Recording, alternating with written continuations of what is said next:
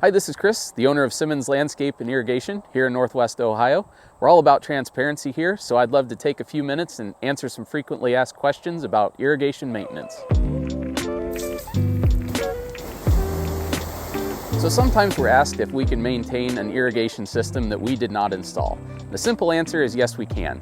We'd love to help you if you found that your former irrigation service provider is no longer in business, has retired, or for whatever reason can't make it to you.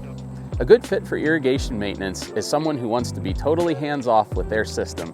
They want it to be started in the spring, they want it inspected in the summer, they want it thoroughly maintained and then winterized in the fall, because if they fail to take care of those things, it could lead to expensive repairs down the road.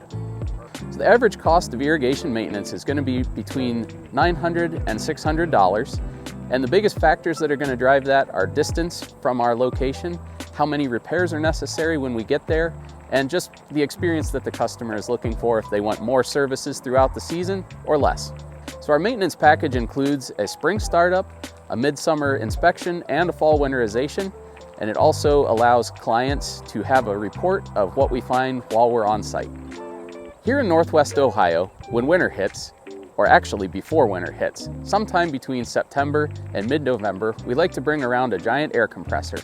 And with that air compressor, we'll push compressed air through the lines. That drives out all the water and prevents any freeze damage from occurring while the system sits dormant through the wintertime. Because if it does freeze, you're going to be looking at many thousands of dollars worth of damage and potentially a new irrigation system.